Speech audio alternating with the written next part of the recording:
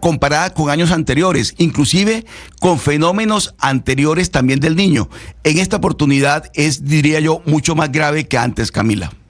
Pues le voy a presentar a un invitado que creo no, es la persona que más sabe sobre la historia del río Magdalena en Colombia. Le estoy hablando del doctor Efraín Sánchez Cabra, y sí doctor, porque es doctorado en historia de la Universidad de Oxford, y además pues viene haciendo la curaduría de una exposición que está abierta al público desde el 16 de diciembre del año pasado, que se llama El Magdalena, una cuenca posible que abrió, una cuenca posible que además pues ya se está visitando desde el año pasado, y por eso quiero saludarlo, darle la bienvenida, doctor Sánchez. Mil gracias por atendernos el día de hoy, en donde, pues en el país, pero sobre todo en la zona de mi compañero Oscar Montes, hay una gran preocupación por la situación del río Magdalena. Gracias por atendernos.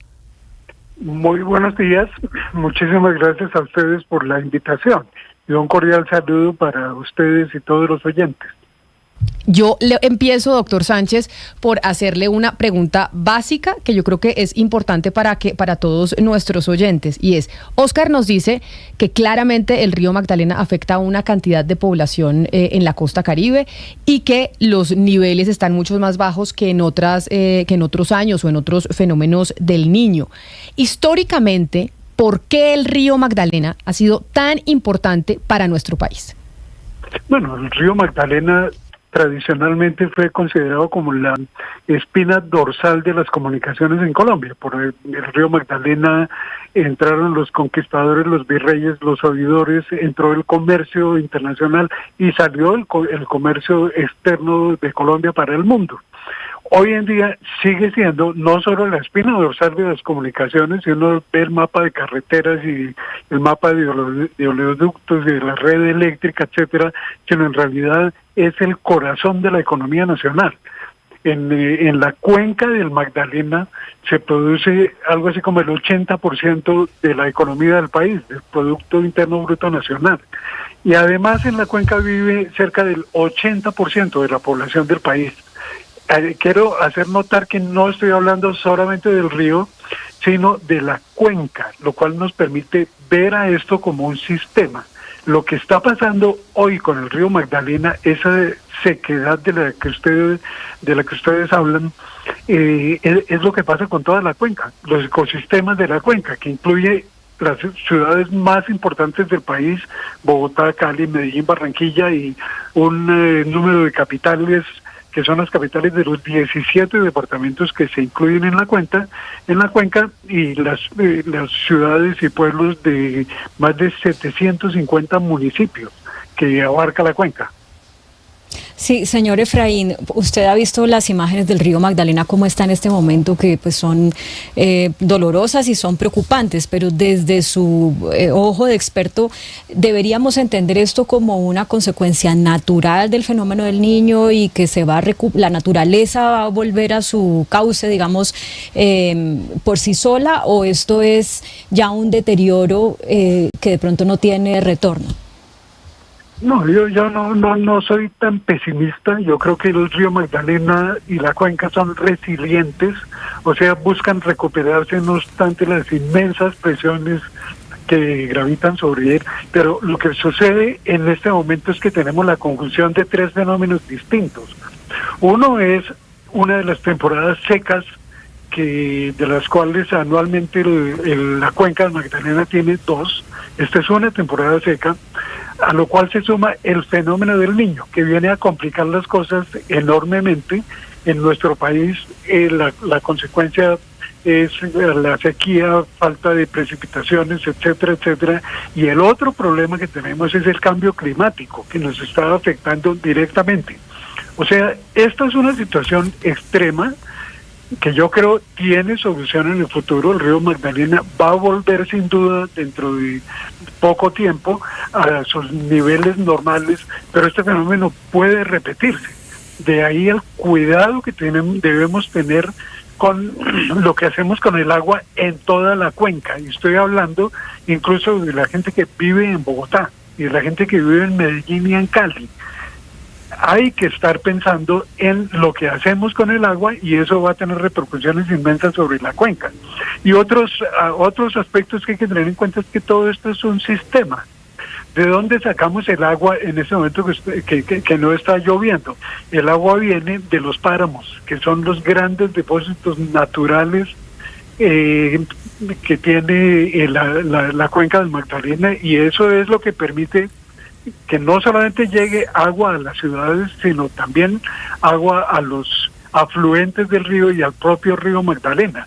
Entonces, si queremos cuidar el Magdalena, debemos empezar por cuidar los páramos y cuidar otras cosas, como son los miles de ciénagas que hay en el país, que también tienen que ver con la estabilidad climática de la cuenca. Profesor Sánchez, en ese sentido, pues usted nos dice que hay tres factores que se juntan acá, que son el cambio climático, la sequía y el fenómeno del Niño, y también nos hablaba de los ecosistemas distintos que tiene el Magdalena, que la cuenca pues tiene distintos ecosistemas. ¿Cuál históricamente son esos ecosistemas más frágiles de lo que podamos, es decir, que podemos tomar de lecciones para hoy de cuáles son esos ecosistemas más frágiles de la cuenca? Mira, todos los ecosistemas de la cuenca son frágiles, como todo ecosistema. Un ecosistema es un sistema de relaciones entre los elementos naturales y los elementos humanos. Pero tenemos allí, por ejemplo, los páramos son un ecosistema extraordinariamente frágil y están bajo amenaza en este momento por los incendios, etcétera. Los ecosistemas boscosos, ¿no? Ecosistemas acuáticos como las ciénagas, etcétera, son los principales ecosistemas de la cuenca. Ahora, ¿qué ha pasado históricamente ahí? Ya mencioné que aquí se produce el 80% de la economía nacional y vive el 80% de la población del país. Entonces, lo que ha sucedido es el pecado mortal más grave que hemos cometido con la cuenca, es la deforestación. Para tener todo ese ganado que hay en la cuenca, que es como el 60% de la ganadería del país, para tener todos esos cultivos, el café, etcétera, hemos tenido que destruir cerca del 90% de los bosques de la cuenca. O sea, hay unos ecosistemas naturales, pero el ecosistema fundamental de la cuenca es el ecosistema intervenido. O sea, sí, hemos explotado la naturaleza a más no poder, y bueno, estamos viendo consecuencias ahora. Doctor Sánchez, mire, usted muy bien ha hecho la radiografía de lo que significa el río Magdalena y la cuenca del río Magdalena para Colombia. Es el motor de la economía. La economía nacional la mueve el río Magdalena. El hidrocarburo que se transporta en Colombia se transporta por el río Magdalena a la refinería de Barrancabermeja, a la refinería de Cartagena por el canal del Dique, y todo eso hoy en día está en riesgo porque realmente la sequedad, el río se secó, el río Magdalena se secó. Pero le quiero preguntar, doctor Sánchez, por un protagonista que es muy importante en esta historia, que es Cormagdalena. Cormagdalena se creó en 1994 precisamente para darle vida al río Magdalena, para que todos estuviéramos pendientes del río Magdalena. ¿Qué pasó con Cormagdalena? ¿Por qué Cormagdalena no ha podido cumplir, doctor Sánchez, con esa misión de ser el organismo encargado de dar la vida por salvar el río Magdalena?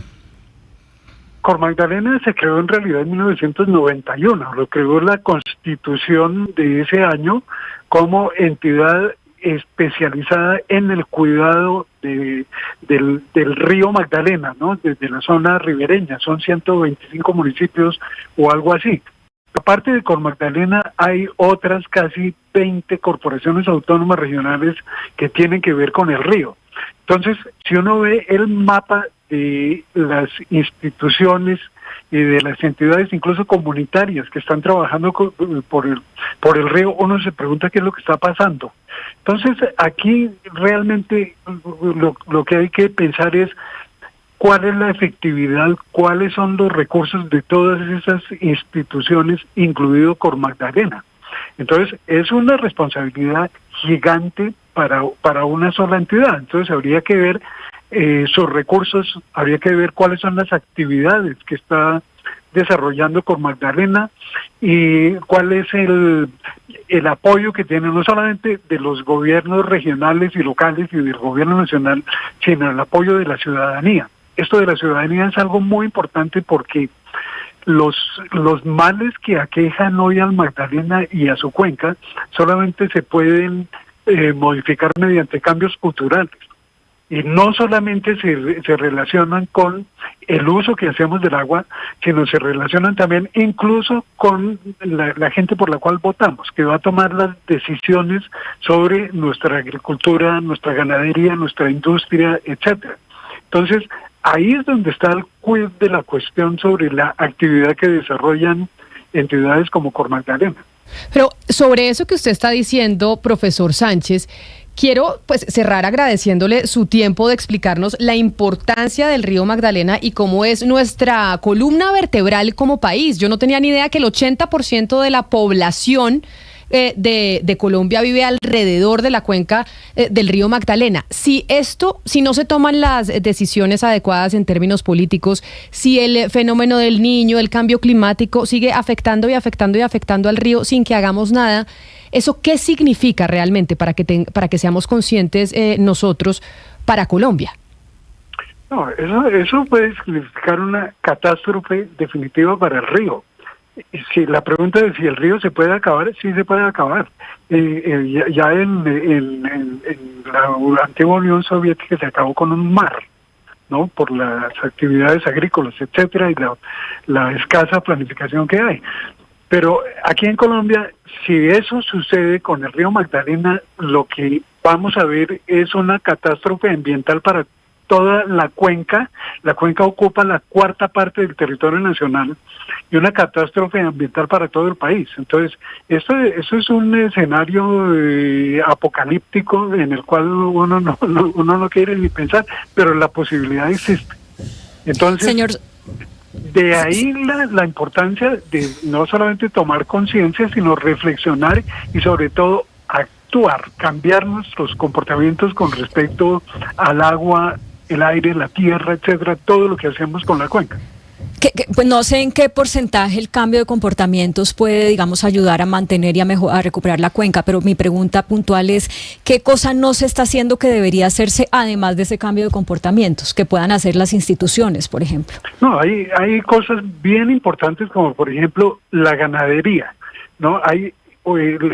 Actualmente estamos utilizando para ganado tierras que deberían utilizarse para agricultura o incluso para silvicultura o para mantener los bosques. Esas son preguntas bien importantes. ¿Por qué tenemos tanta extensión de pastos destinados a los ganados? ¿Por qué tenemos tan poca extensión en la cuenca dedicada a la agricultura? Es una cosa increíble cuando uno mira el mapa de la vocación de las tierras de la cuenca del Magdalena y el mapa de la utilización real de las tierras de la cuenca. Y uno ve que ahí hay mucho que estamos haciendo mal.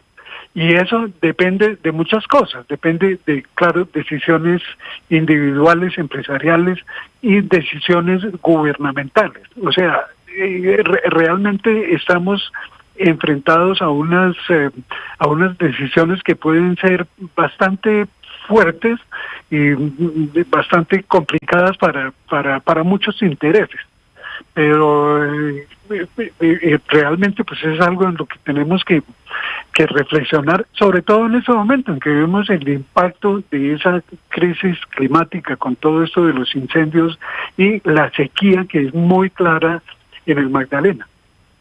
Pues profesor Efraín Sánchez, qué placer poder hablar con usted, además el conocedor más grande que hay en Colombia sobre el río Magdalena, precisamente hablando hoy de la preocupación que hay en muchas partes del país y debería existir en todo el territorio nacional sobre lo que está pasando con el río y la sequía. Mil gracias por atendernos. Bueno, muchas gracias a ustedes por el espacio.